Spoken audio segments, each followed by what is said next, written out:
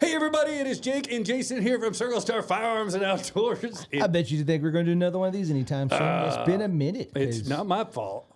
It is 100% your fault. I've been 'Cause vacationing. We've been just living the. You can do one of these without We've me. been living the normal life here. We're not this jet-setting global adventure. Where are you going next week? Miami. Just Miami. Let's see. Miami, New Zealand, Miami. So, anyways, first of all, we'd like to thank our sponsors and everybody for listening. Let's get all the important stuff out, and then we can talk about the rest of the show. Yeah. Belleville Meat Market. Marcus and them slaying it as always. You got Frank and the guys at B&B Taxidermy.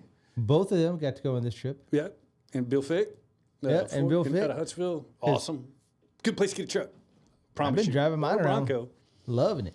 Heck yeah. And thanks, of course, to everybody who's watching, listening, whether radio, podcast, whatever. Continue to like, to share. It's actually growing when we do the shows. It grows. Imagine that. But it is absolutely my fault, and that's what this show is going to be about. This is the next several shows are going to be. Yeah, about, it's because actually- it is everything in the little that I've heard and the little that I've seen. It is a trip of epic proportions, but lifetime. we are going to do it a little different, right? Because we're going to give it some perspective, right? Because it's like an onion, right? There's layers to it, and we want to take you on a little journey with us. It's like reading a book that. It's the same central story, but you're seeing it from different characters' point of views. That's what we have. So on this It's going to be this one.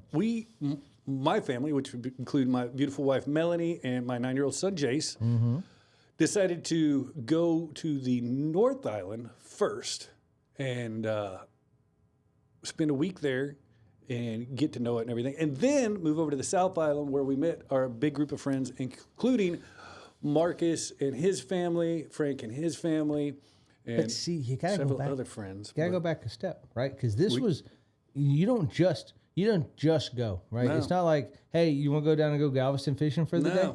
No. So the hunting trip was planned. We met with Mr. Gary Hubert in New Zealand hunting. Almost 2 years ago? Yeah. And we talked about hunting with him, and everybody. Frank has been there.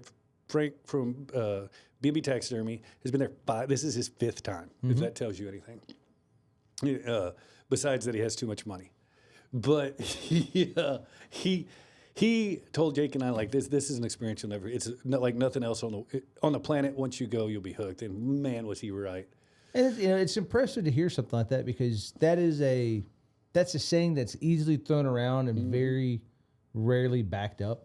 Yeah. So it's impressive. It is, and I know Frank. He wouldn't exaggerate when it came to something like that. I didn't believe, and he didn't. But talked to my wife, and I said, I want to incorporate you and all the families. Like, we're all bringing our families.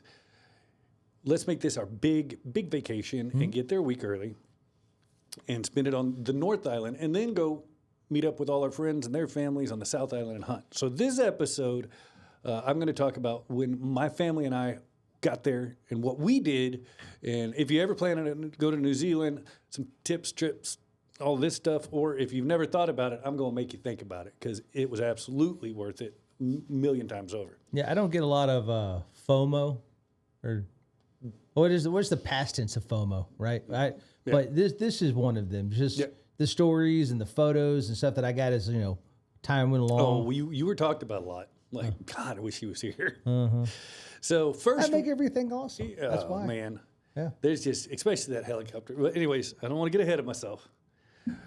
So first of all, it came to planning for the trip to go to New Zealand, halfway around the world. And over there, you got to think, because it's on the other side of the world. And the hard part is everything's upside down. Everything is upside down, so you got to kind of hold on. Yeah. But you also got to brace for winter, because winter is coming. It is the end of their fall, and it's starting to get kind of chilly. Yeah.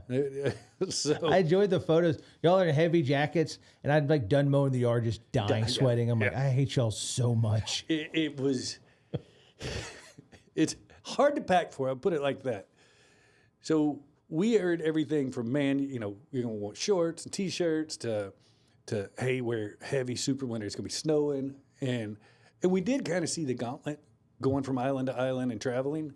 The temperature extremes, but just like on the last episode where we had Travis and McCartney we overpacked. No, yeah. Not by too much, but we had to cover all our bases.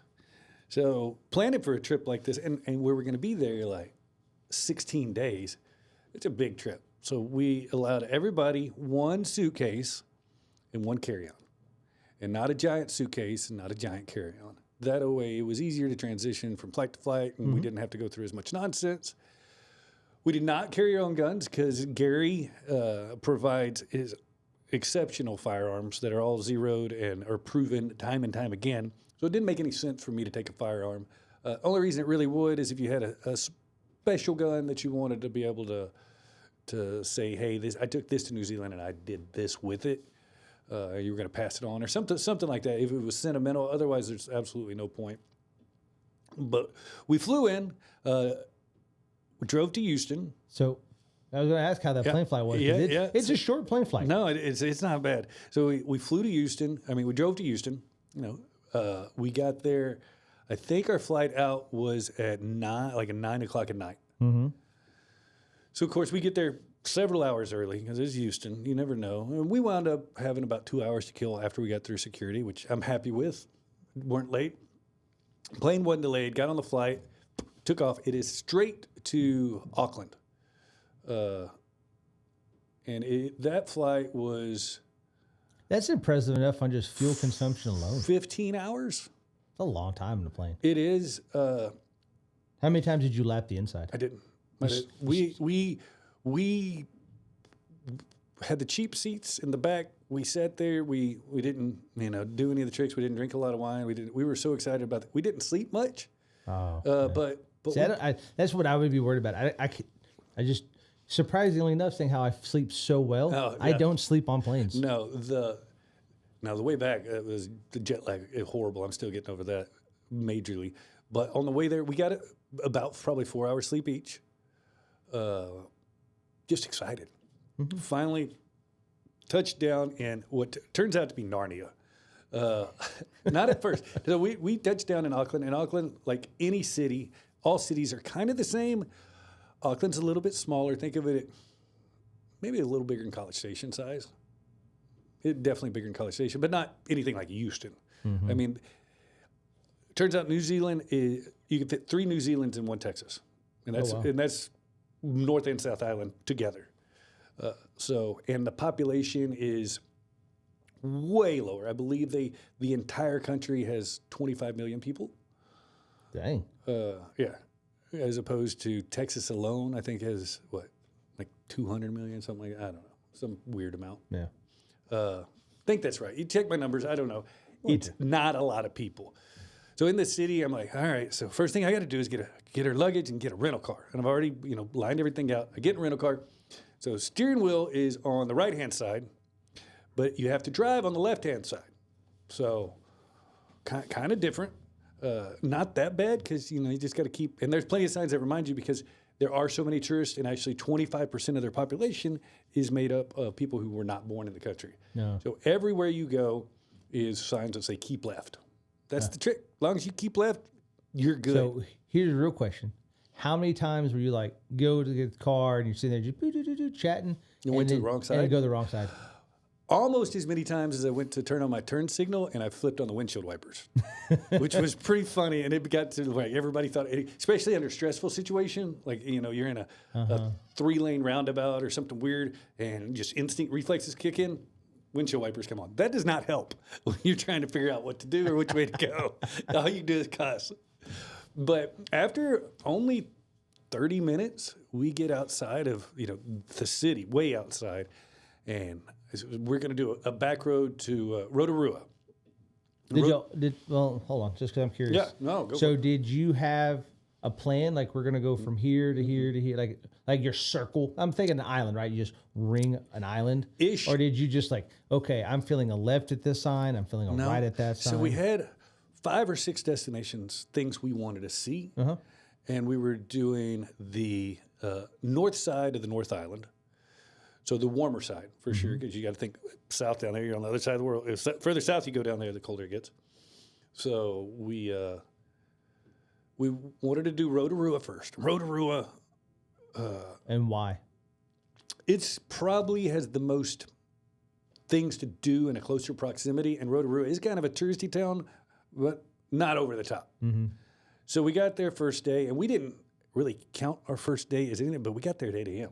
So by the time we got to Rotorua, it's 11. So we got the whole rest of the day. So we walked down to the strip where there's a bunch of restaurants and stuff. Sit down.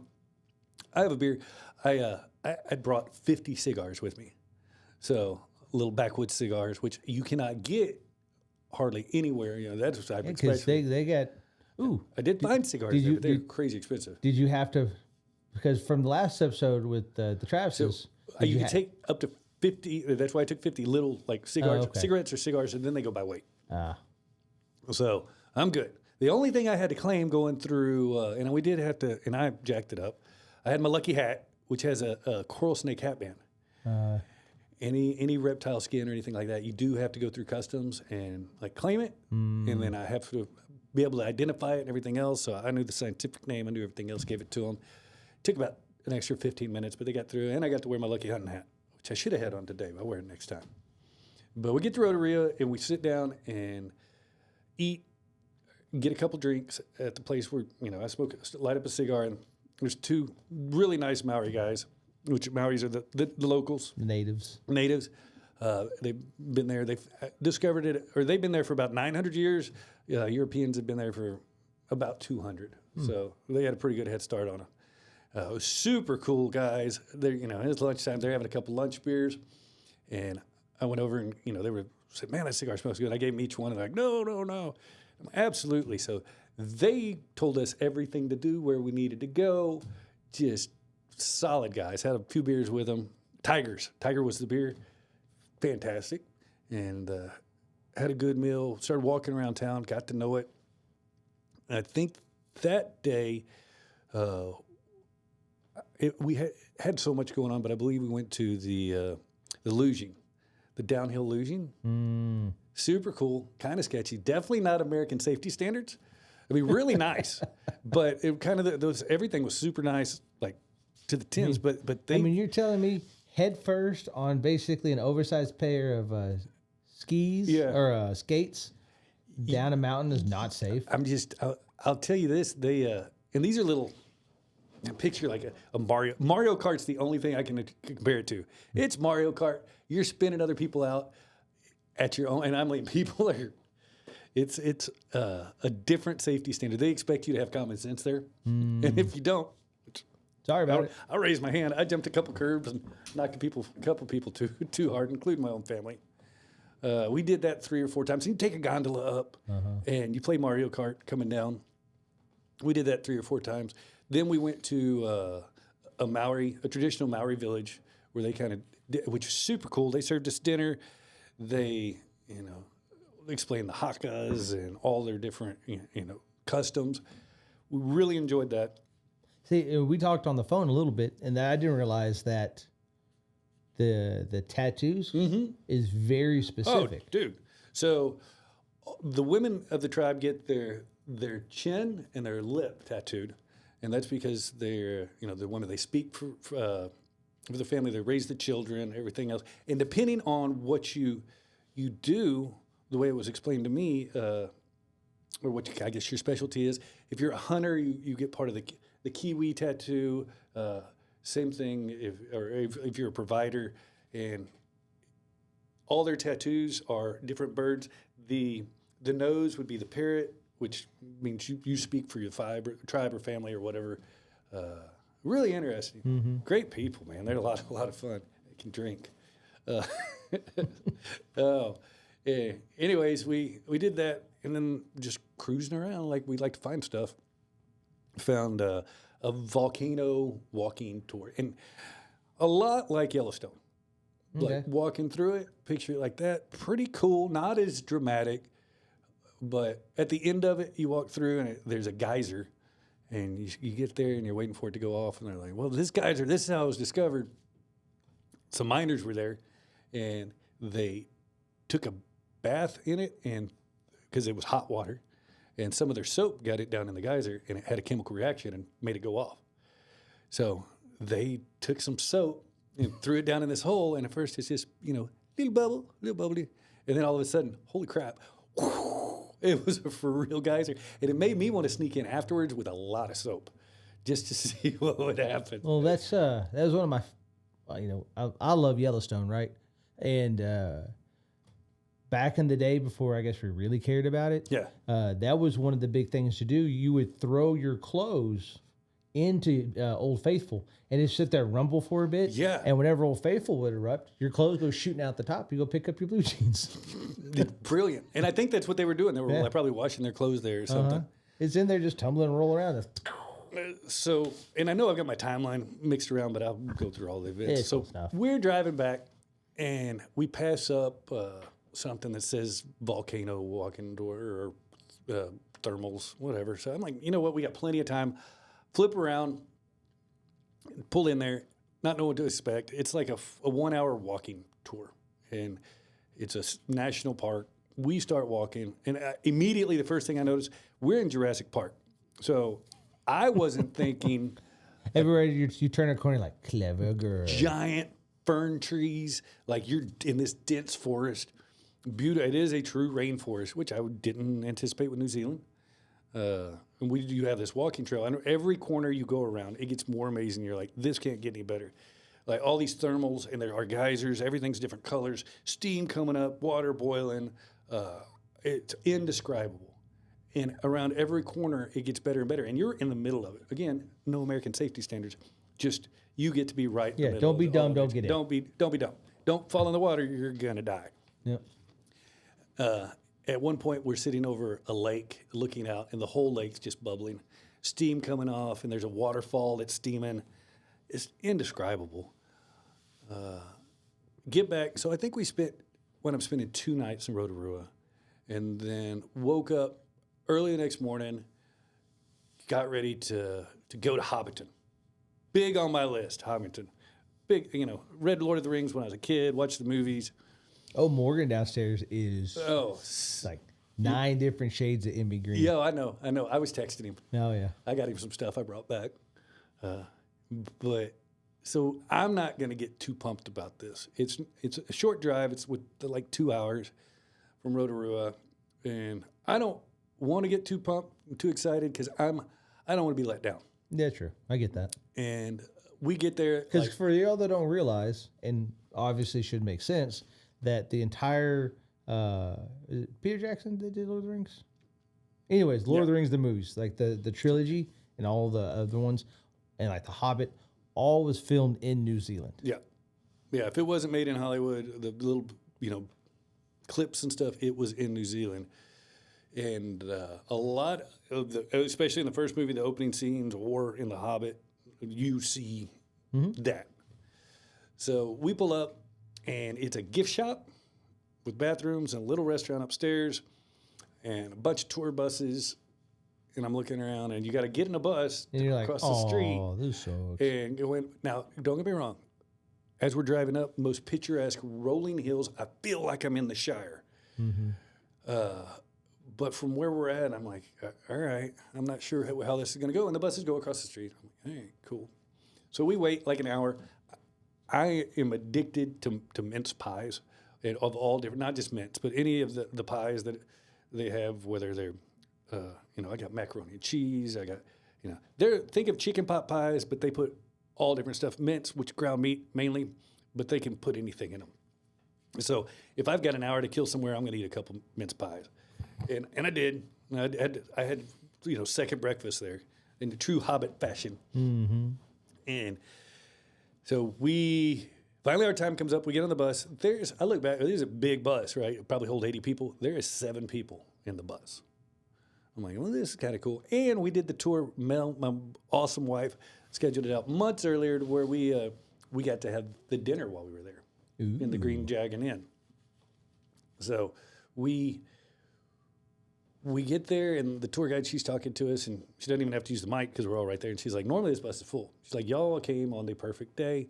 On average, when they would put, 10,000 people through on a day during the summer. Every year they put 500,000 people through there. So that's how big it is. And the more she's talking, I'm like, man, this is just going to be a tourist trap. We're going to get over here. Dude, they let us off the bus. We do a little walk, and she stops us, talks to us, kind of gives us the rules and everything. And we go down a little pathway, and holy crap, we're in the Shire. We are Yeah, the photos are amazing. in Hobbiton. Like everything is perfect. And it's the actual movie set, right? Yeah, yeah. I know the flower beds, the gardens. I know all the different doors and who lives there. You just look out and it's expansive. It is breathtaking. It is the most beautifully manicured. It's freaking Hobbiton. All that's missing is the hobbits, and there's a cat named Pickles running around. It just. I think the best thing that you said, because you sent me a picture from there, was a couple years ago y'all went to Potter World in Orlando. Yeah, yeah. You said this Potter World doesn't hold a candle to this place. Nothing. Anything Disney or Universal or any of those guys recreate, while you're there, you can tell it's a recreation. It's this being part of built into the land and the landscape, the trees, everything there. I mean, it's even though it was used as a movie set, it's real. It's actually really there, and just amazing. And they're going on telling about the scenes, like they have. What is it? Bilbo's birthday scene where you see all the people partying, where he puts on the ring and disappears. They were talking about how they took like 200 people from local town and had them drunk for 3 days. Actually, they're actually partying for days on end while they're filming this, and that's why you get that vibe where everybody's having a good time. Because they were for real. They're having actually a throwing good a party. time. That's cool. That's awesome. It was cool. So we go in. Actually, there's a couple Hobbit houses you can actually go in and walk through that are amazing. I wouldn't let me bust my pipe out and smoke in front of Bilbo's house like I would with Gandalf. But I pretended I did, and I sat down and walked down to the Green Dragon and go over the bridge. Had an awesome, and the food I was expecting it to be meh. No, full buffet of incredible food, not just Shire food, but some good stuff. And ate there, drank probably one too many of beers, like little Hobbit beers. They were good. Did you know they sell them in pints? I did, and I bought them. No, I had like 2 pints of whatever their beer was, and it was fantastic. Mel and Jace running around. They do have a couple costumes there, so you can put them on, take some pictures, and it's like we had the place to ourselves, though, because there were so few people. This time of year, it's the dead season. Like I said, it's going into winter, and it was it was a trip. I'll never forget it. It was an experience. I was in the Shire. So from that point, we load back up, and I'll tell you about the next part here in just a second. But let's take a quick commercial break, and I'll tell you about the wildest part of the trip. And we are back. Thank you to our sponsors. So, Man, talking about this is the worst podcast I've ever done. because you didn't get to go. I know. That's what makes it awful. This one's super subtle. Like this is the family part where we're vacation. The hunting gets. It gets extreme. And when I say extreme, like Well, that's the fun thing about it, right? Is that when you plan, that's what so many people get wrong with these trips, is that you have to build a trip around a trip. Yeah. Like you have a high point, which would be the hunt. We're going there for this thing. But if you play it right, a little couple days before or after, you can still have some adventure that is not just based around hunting. And especially if you go as far as y'all did, you could actually get to experience the country, the people, the lifestyle. And even though, realistically, we only had 4 days on the North Island, it was a lot. I mean, we experienced so much in such a little period of time that it felt like we were there for a couple weeks. So when last we left off, we had just left Hobbiton, and Mel was like, hey, we need to go to Hahe, which is a little town really far south. Because my kid wants to go there for 2 reasons. Mainly, it is where they filmed one big scene in Narnia. It's like the gates of Narnia, called Cathedral Cove. Ooh, that was a cool one.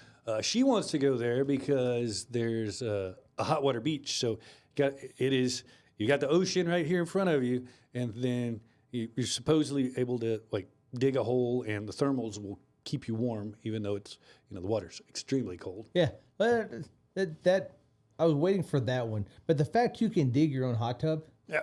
that is awesome. Allegedly. Allegedly. No workout. We'll get to it. Okay.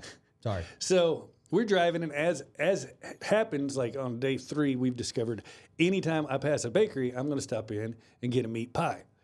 So I'm tacking on some weight. It's they're good, and sometimes I get 2 because they're good. and there's a lot of little towns with bakeries. Are they all slightly different somehow?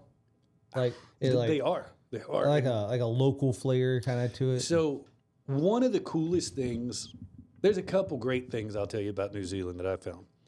One, a stark realization, and I thought I experienced it in Australia when I was there about 10 years ago. It's a for real thing in New Zealand is America is overpopulated and New Zealand is not. And you can tell by the way the people treat each other. You know, I always throw the analogy out there. If you live in a subdivision and you have house to house to house to house, you probably know 2, maybe 3 people on that whole street. No, for sure. You live in the country down a 5-mile country road where there's 20 houses. You know everybody's ins and outs, what they're doing, what the kids are doing, everything like that. For whatever reason, that's just how it is. If you're on a bus with 5 people, you probably get to know those 5 people. If it's packed full of 75 people, you won't. don't. Just like when we were in Hobbiton, we got to know the 7 people we were with. If there would have been 70 people on there, we wouldn't have. We would have just clammed up and been in our own little space. So think of New Zealand like that. It is pristine. It is, I like, as far as the landscape and everything else, even though they've had some species of trees and animals and stuff like that introduced, it's I imagine what the world was like before people, because the Maori customs and cultures, they respect and take very good care. They're not going to pollute. They're not throwing stuff out. They respect their land a lot. It's part of their culture.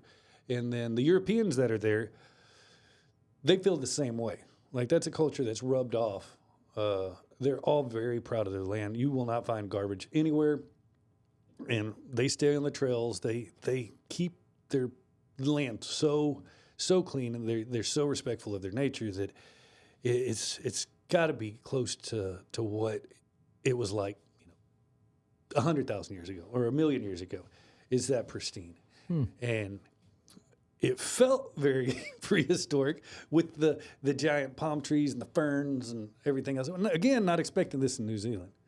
I expected more like all Lord of the Rings, just stark mountains. Big rugged mountains yeah. and valleys and Which was there. Turns out that's on the other island. That's on the South Island. So we're driving to Hahe, and I've stopped and got a couple pies. And you and I have been on some pretty sketchy switchbacks up like the Grand Tetons and Devil's Backbone and stuff like that. I've been in some really gnarly ones in Switzerland. Nothing in the world compares to one. It's 25. I don't know if it's Highway 25 or I-25 going into Hahe. It's about a 90-minute drive, and it is the sketchiest road in the world. High speed. No matter how fast you go, you're going to have 15 locals behind you. On the cool side is every 10 kilometers, they'll have a place where you can pull over and let them all pass. It's insane. It's like no switchbacks, and they're true hairpins where you have to go out and cut back in, and little narrow. You're not going off the road Are you very up much. or down a mountain? This time we're going down, Okay. and the most insane. Like my wife and I, a long time ago, we used to do the little race cars down. We love switchbacks or motorcycles. Not on this one. And I guarantee you just looking at it like, oh, Oh yeah, yeah. that's way down there. It's way down there, and you gotta keep it pretty decent. And the whole time you're like, man, hope brakes hold up. Hope brakes hold up. And put it like this: my wife has been racing for 20 years. Never once in her life got car sick. She got car sick on this. Like, you're doing, and it doesn't sound like a lot, like 65 miles an hour, 100 kilometers per hour while you're going, but on that road it's a lot because you're just zooming around corners back and forth. And if you ever wanted the ultimate crazy road to go down, this is it. And it's like 90 minutes of puckered up. So I commit. I'm like, if I'm here, I'm going. If I'm gonna go out, I'm going out in style. Oh, exactly. I went for it and I had a blast to get to the bottom. Finally, Mel's about as green as you could get. We had to take a little break, catch a breather. Starting to get a little dark. And we're trying to figure out where to go. So we go like by the hot water beach. We can't figure out right where it's at. And I look at a town and High is the town next to it. And I was like, let's check this out. Walk down a beautiful beach. I mean, just movie. It is literally the Microsoft screensaver. That's how pretty it is. And there's nobody on this beach. And we just sit there. And of course, my kid, being a 9-year-old who's been cooped up in a car, him and his pants, he just starts ripping clothes off and hops in the cold water and runs up and down the beach, being a goofball. I'm kind of right there with him. We're just trying to take it all in. The scenery is just unreal. And I still, and at the end of this podcast, I'll say the same thing. I don't believe New Zealand's real, and I've been there. It's that amazing. You know, we get back. I'm like, hey, we got to find a place to stay. I found a place, pretty high ratings, called The Church. And we go in, and there's, sure enough, a church. I guess it's an old church that has been made into a restaurant. Mm. And then behind it has like bungalows that are in the rainforest. So we pull in, and the guy that met him there, he's super cool. He had a room available. We right there by his desk. We walk in, and we're just surrounded by rainforest, nature. Like, it's crazy. And nobody, there's no crime there. So nothing's locked. The key's in the door. He's like, oh, keys in the door. So, nice. And that's the whole island. Like, there's no crime. Just everybody's so nice. It's the way the world should be. But well, it's an island. It's not like you really can get far. You can't. There's not that many people there. I mean, you could hide for a couple of years, but that's the best you're going to do. And that night, we had to go something to eat. We decided we only had one night there, and we wound up at a pub. I guess maybe the only pub in town. Maybe there might be two, but also turned out to be a microbrewery. Couple of guys, a small family. They opened it. They also make their own gin. Interesting. It was interesting. We had a good time. Had a couple of drinks. Had a couple pies. Maybe some. I think there was fish and chips. So it was with me. It was everywhere we went. It was either like a meat pie or fish and chips. I'm not. It's interesting. When I think New Zealand, I wouldn't think what would be like English pub food, but I guess they're because the European influence has a lot of that. Because the British, I mean, you look at their money, they still celebrate the King's birthday. They did it while we were there. Huh. Just an excuse to party, nothing else. And then because it's an island, you'll have a lot of fresh seafood. So fish and chips is a big deal over there, and they do it right. Oh, we had a good time with them, went home. The plan the following morning was we're going to walk what's supposed to be a pretty simple hike, like a 30-minute hike, to Cathedral Cove, which is the gates of Narnia.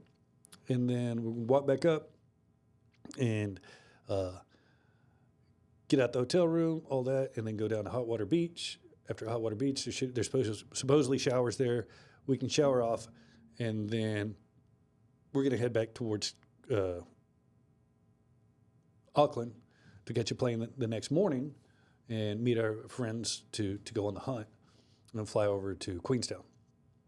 And so got a good night's sleep. I actually wound up, after we ate and everything else, feeling pretty good. Mm-hmm. So we have our bungalow, and we're looking out, and it's just rainforest, right? So I walked down to the church, the actual restaurant that was open, and I'm like, hey, and it's pretty exclusive looking. It's nice. And I was like, I'm staying here at the hotel. We checked in late. Can I just get a bottle of good wine from you, like a red wine? And started talking to the owner. He's from Brazil. He's just like every Brazilian, over the top fun. Yeah. And he's like, y'all come back. We're doing this big thing tomorrow night. I was like, you got picanha?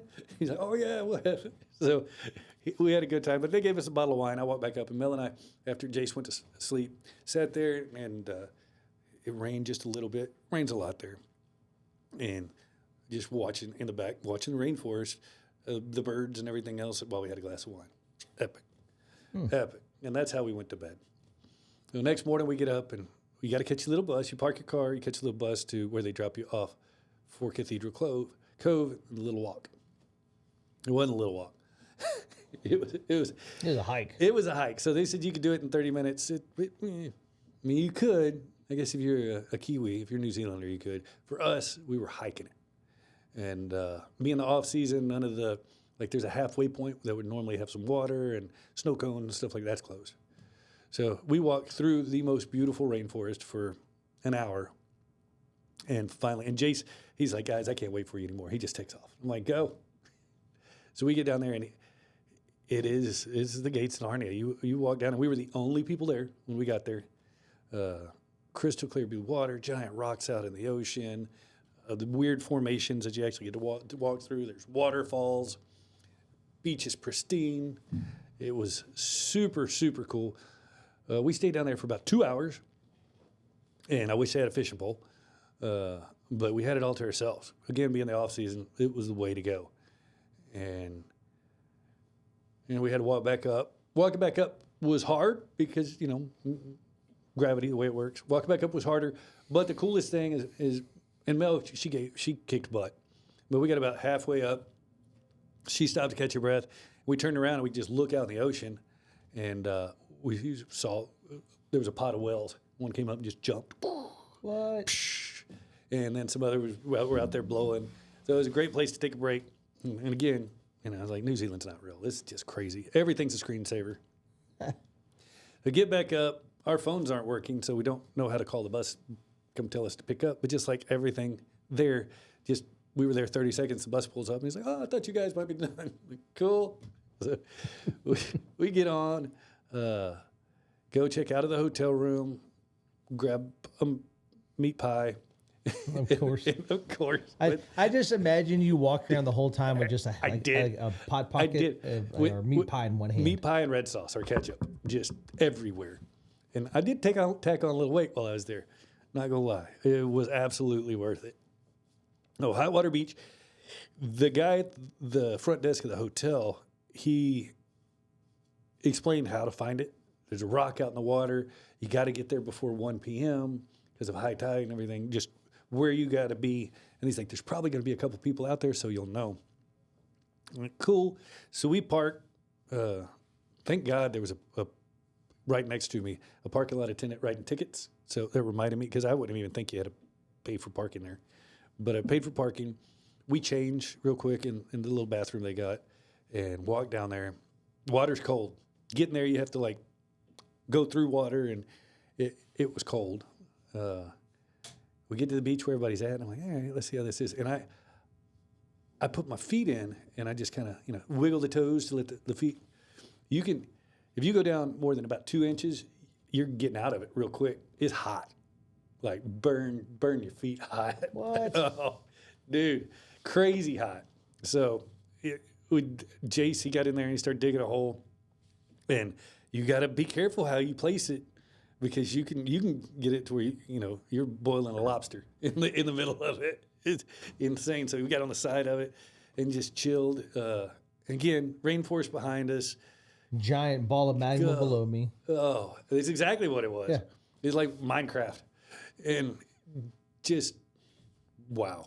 That's all I can say. And again, beach, crazy, the birds.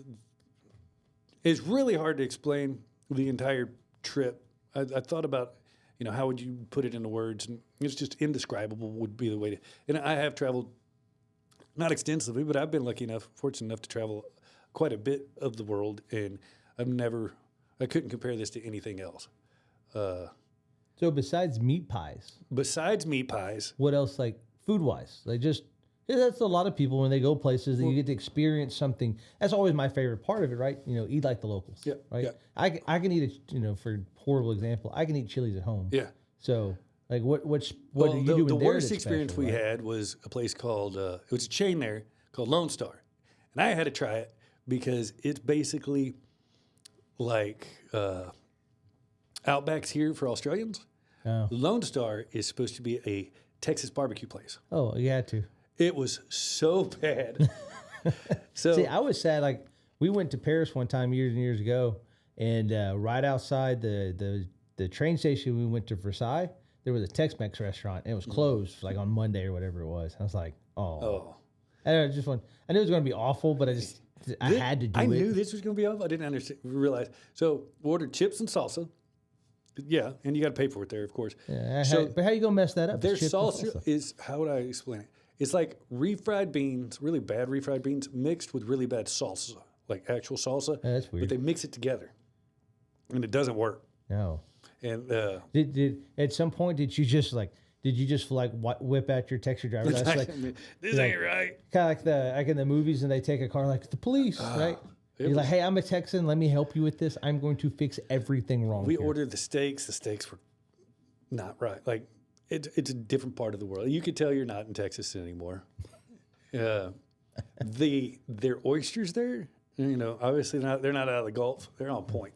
They're good. They're crisp. They're clear. They're green tipped mussels. We had a bunch of seafood's the way to go.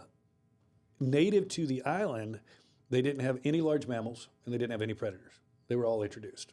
So everything there, besides a bunch of smaller stuff, was introduced. So the Maori people, they really focused on seafood. That makes sense. There's some dang good seafood there. We had a lot of that. Drank a lot of the New Zealand wine. Big fan. Mm-hmm. New Zealand wine is good. We drink a bottle or two every day. And we had to fly back and get ready for the next leg of our trip, which... Hold on. Well, we're still on the North Island. Yeah. Because just in case there is somebody planning this, most overrated thing you did. Everyone's like, you got to do this. You're like, this was dumb. There was nothing. Nothing. Not a single thing. Every single thing we did was well beyond expectation. And here's another thing. $1 American dollar is worth like 1.6 of their dollars. Oh, nice. So the most expensive thing on the It's like that scene North from Island. your trip where he gives him a nickel. He's like, I started my own hotel. Yeah. It was the prices in the hotel were crazy. Is there anything left on the North Island that you're like, looking back, I wish I would have done that? And when we are going to go back and do the North Island again, but we're going to do the south side of the North Island because we only did about a quarter of the north side of it, and everything we did was just breathtaking, mind blowing, blew expectations out of the water. The expensive part is getting there, but that's it. Like after you get there, the rental car, I think I paid like $60 a day, an Airbnb or a hotel, $80 a night. What did it cost to get there? Airfare, $2,500 a person? No, it was a little more than that. I think it was about $3,600 a person for round trip, and it's a heck of a flight. If you could afford it, if you got the money, get better seats. Fly like Frank did? You fly like Frank did. Get the first class. The upgrade from Frank scored because he's flown so much and they had some seats available. He didn't pay for it. But the upgrade was, I think, almost $15,000 a seat. Oh, shit. So an entire vacation. Yeah. Yeah. The question I they have, had because the you see private this a little lot on the pods. Air New Zealand stuff, did you get the sky couch? Did your 3 seats turn into like a little bed? No. Dude, That's the one I hear that even if you're going to fly like the economy side of stuff, get the sky couch because somehow it makes a whole bed. No. We were all three tucked in real close to each other, slobbering on each other the whole that way. If you put it in Titanic terms, you're in the belly of the boat.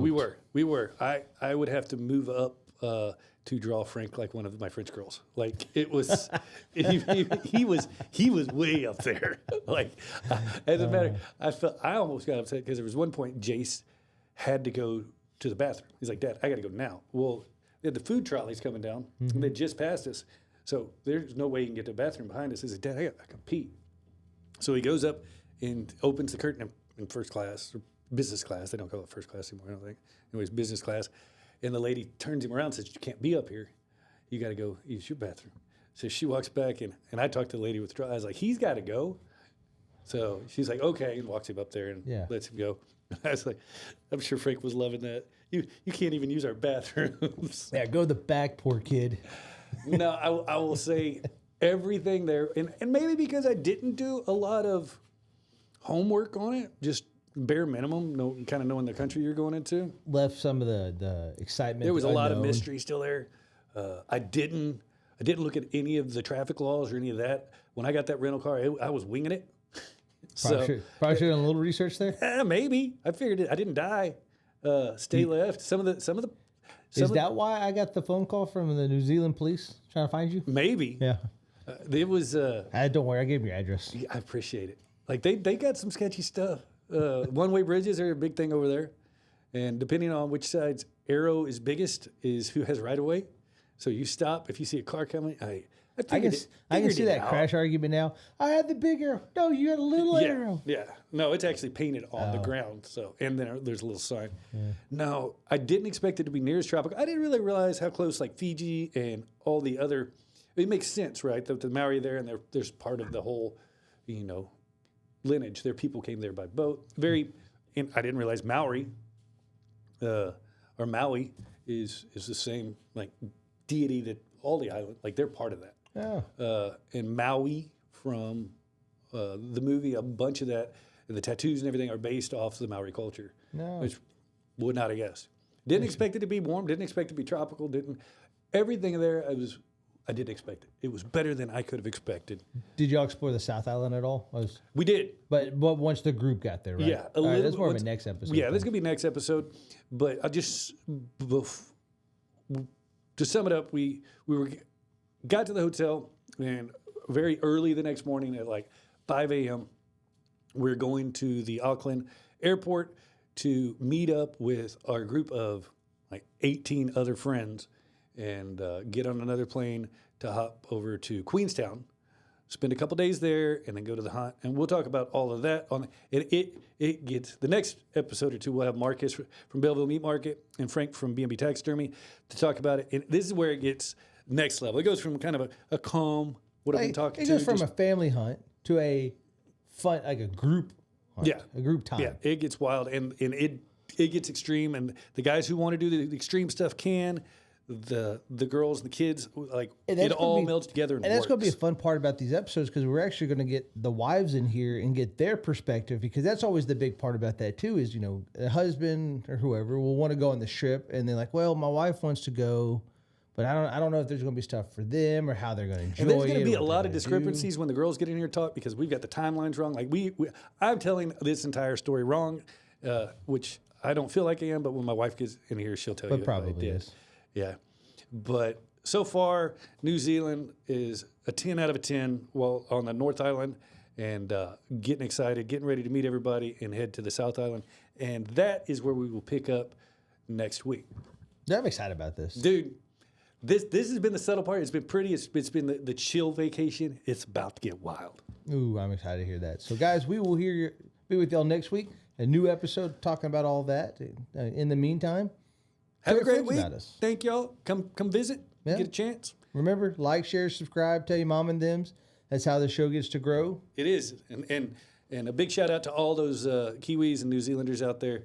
They made the experience like even better. So My whole hope is at some point they're close enough to Antarctica that you met the right person trying to get us down that last continent. the closest if it exists, there's a conspiracy theory that says it I doesn't. did meet somebody who said they would listen to it. They are on the subarctic island of New Zealand, not Antarctic, but they're damn close. I'd count that. Yeah. Yeah, that's you're Antarctic adjacent. Yeah. All right, guys. Y'all have a great week. We'll talk to you soon. Bye, everybody. Bye.